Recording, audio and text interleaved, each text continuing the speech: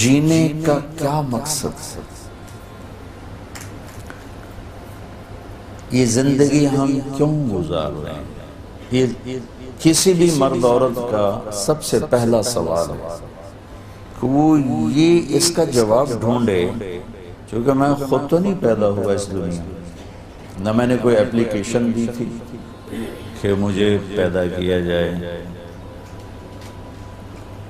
اب میں سے کسی نے بھی نہیں چاہا کہ یہاں آ جائیں، اور اب ہم میں سے کوئی بھی نہیں چاہتا کہ مر جائیں، لیکن ہم دیکھ رہے ہیں کہ ہم آنے میں کتنے مجبور ہیں اور جانے میں کتنے مجبور ہیں۔ تو کوئی اور ہے جو یہ نظام ہستی چلا رہا ہے۔ ایک بہت بڑا طبقہ کہتا ہے یہ اپنے آپ ہی بنا ہے، اپنے آپ ہی چل رہا ہے۔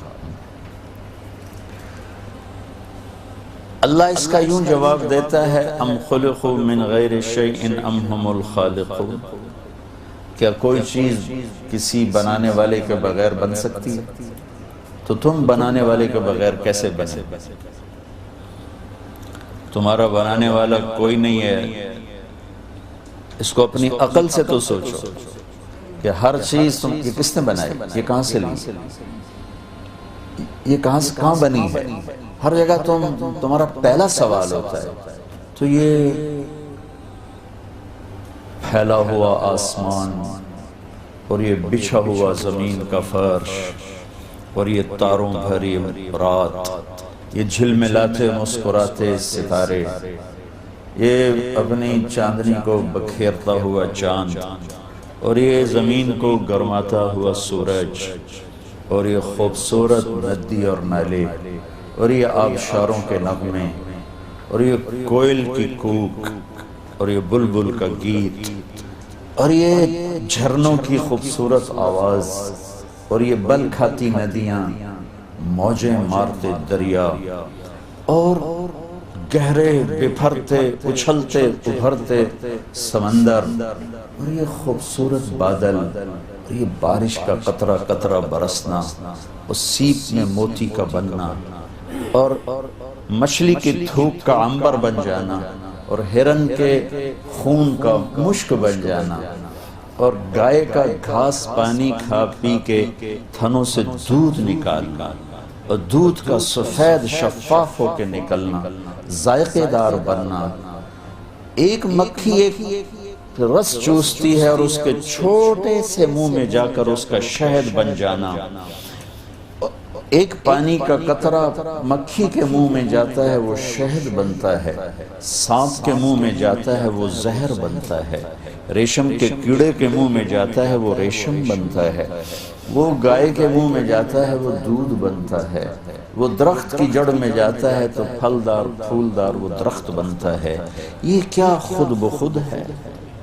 نہیں، ذالکم اللہ ربکم الحق فماذا بعد الحق الا الضلال فانا تصرفون، ذلك عالم الغیب والشہادة العزیز الرحیم الذی احسن كل شیء خلقه وبدأ خلق الانسان من طین۔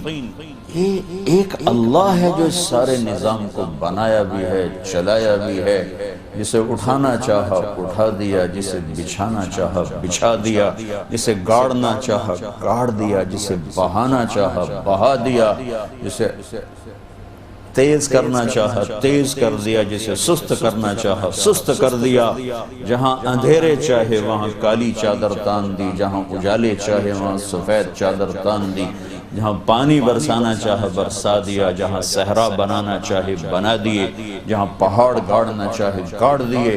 ان فی خلق السماوات والارض واختلاف اللیل والنہار والفلک التي تجری فی البحر بما ينفع الناس وما انزل اللہ من السماء من ماء فاحیا به الارض بعد موتها وبث فيها من كل دابة وتصریف الریاح والسحاب المسخر بین السماء والارض لآیات لقوم یعقلون۔ ایک ایک چیز کو اللہ کہ ایتویک ایتویک ایتویک، کوئی بڑا بڑا لوگ اب پہ ہی بڑھ گیا۔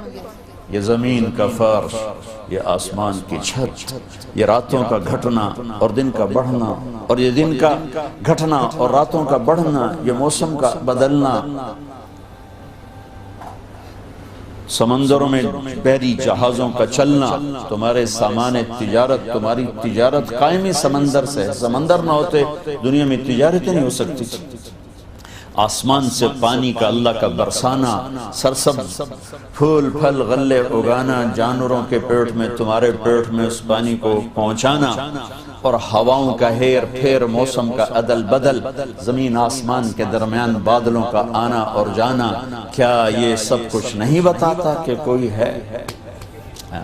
وہ اللہ ہے، اللہ۔ مولانا روم ہمارے شاعر اقبال نے کہا ہے، ہیچ چیزیں خود بخود چیزیں نشد، ہیچ آہن خنجرے تیغے نشد، ہیچ حلوائی نشد استاز کار، تا غلام شکر ریزے نشد، مولوی ہرگز نشد مولا روم، تا غلام شمس تبریزے نشد۔ یہاں کوئی چیز خود بخود نہیں، پیچھے اللہ ہے، ہر چیز کے پیچھے اللہ ہے۔ اب دیکھو، اب ساری کاپی کو زیرو سے بھر دو، کوئی آپ نے لکھا ہے 0 0 0 0 0 0 0 کچھ لکھا ہے؟ پہلے زیرو کے ساتھ ایک لگا دو تو اب کتنا لکھ دیا ہے؟ ہر زیرو پہلے سے طاقتور ہوتا جا رہا، ہوتا جا رہا۔ اس ساری کائنات کے پیچھے میرے اللہ کا احد ہونا ہے، وہ اللہ اپنے امر کو ہٹا لے، ساری کائنات زیرو ہے۔ وہ ہے تو یہ ہے، اللہ ہے تو زمین زمین ہے، اللہ ہے تو آسمان آسمان ہے، اللہ ہے تو چندہ چندہ ہے، تارے تارے ہیں، اللہ ہے تو سورج سورج ہے، اس کی آگ آگ ہے، میرا اللہ ہے تو برستا پانی ہے، رم جھم برسات ہے، میرا اللہ ہے تو یہ مختلف شکلیں ہیں، صورتیں ہیں، مورتیں ہیں، میرا اللہ ہے تو آواز ہے، سوز ہے، ساز ہے، رنگ ہے، راگ ہے، پھول ہے، کلیاں ہیں، مہک ہے، میرا اللہ ہے۔ صرف ایک تتلی پکڑ کے بیٹھ جاؤ اور اس کے پر کے اوپر پرنٹ کو دیکھنا شروع کر دو تو ایک تتلی کا پر تمہیں بتائے گا کہ کوئی ہے، کوئی ہے۔ وہ کون ہے؟ وہ اللہ ہے۔ وہ کون ہے؟ وہ اللہ ہے۔ یہاں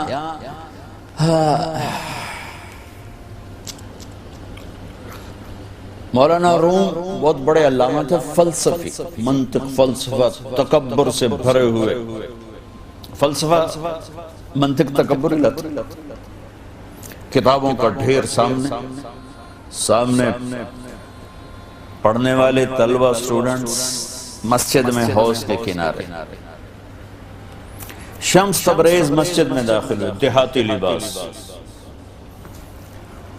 تو مولانا روم سے پوچھنے لگے انچیس، یہ اس ربائی میں آخر جملہ ہے، مولوی ہرگز نشد مولا روم، تا غلام شمس تبریز نشد، کہ کوئی چیز خود خود نہیں ہے، انسان بھی انسان سیکھنے سے بنتا ہے، ورنہ ایک بولنے والا جانور ہے، خاموش جانور، ایک پھاڑنے والا ہے، ایک بولنے والا ہے، دونوں جانور، دونوں جانور۔ مولانا روم نے فرمایا، شمس تبریز نے فرمایا این چیز، کتابوں کا ڈھیر، یہ کیا ہے مولانا صاحب؟ تو انہوں نے دیکھا تو ایک دیہاتی، تو انہوں نے بڑے تنک تکبر سے کہا این آست، کہ تو نمی دانی۔ ارے بابا جب اپنا کام کر، یہ وہ ہے جو تو نہیں جانتا، تو انپڑھ کی تھوبا بڑھیں کیا کی ہے۔ مولانا روم اور شمس تبریز آگے بڑھے اور ایک دھکا لگایا، ساری کتابیں جا کے پانی میں گر گئیں، حوض میں۔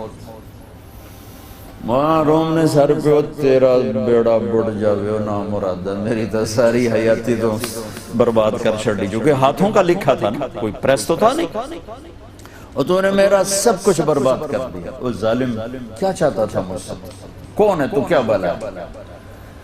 وہ مسکرائے اور حوض میں چھلانگ لگائی اور ایک ایک کتاب خشک اٹھا کے باہر رکھ دی، ہر کتاب خشک، ہر کتاب خشک، ہر کتاب، اس کی مٹی اس میں اڑ رہی۔ مولانا روم کی آنکھیں پھٹ گئیں، این چیز، یہ کیا ہے؟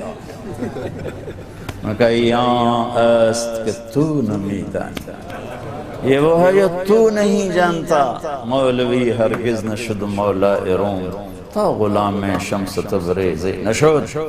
مولانا صاحب یہ وہ ہے جو آپ نہیں جانتے، پھر فلسفہ بھی بھول گیا اور منطق بھی بھول گئی. ترکت ہوا لیلا وسعدا بمعزل وعدت الى مسحوب اول منزلی فنادت بی الاشواق مہلا فہذه منازل من تحوى رویدک فانزلی.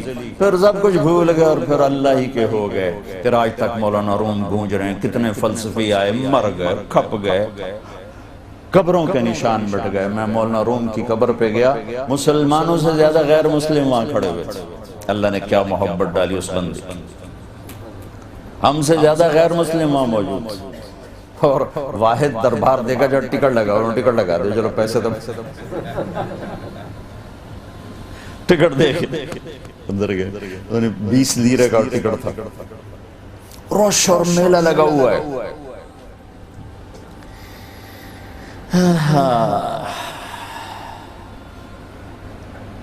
اللہ اس کائنات کا خالق اور مالک ہے. اس کو پہچان کے زندگی گزارنا، یہ ہے اس زندگی کا مقصد اور موضوع. ہم غلط راہوں پہ چل رہے ہیں کہ مال بناؤ، مال بناؤ، مال بناؤ، مال بناؤ، بچوں کے لیے کماؤ، بچوں کے لیے بناؤ، بچوں کے لیے بناؤ. اس بنانے میں حکم ٹوٹے، شریعت ٹوٹے، اللہ ناراض ہو، اللہ کا نبی ناراض ہو.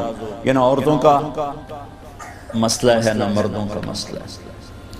بس ہمارا کام ہونا چاہیے. اور کام کیا ہے کہ ہماری ضرورتیں پوری ہوں، ہماری خواہشات پوری ہوں، ہمارا چاہا پورا ہو.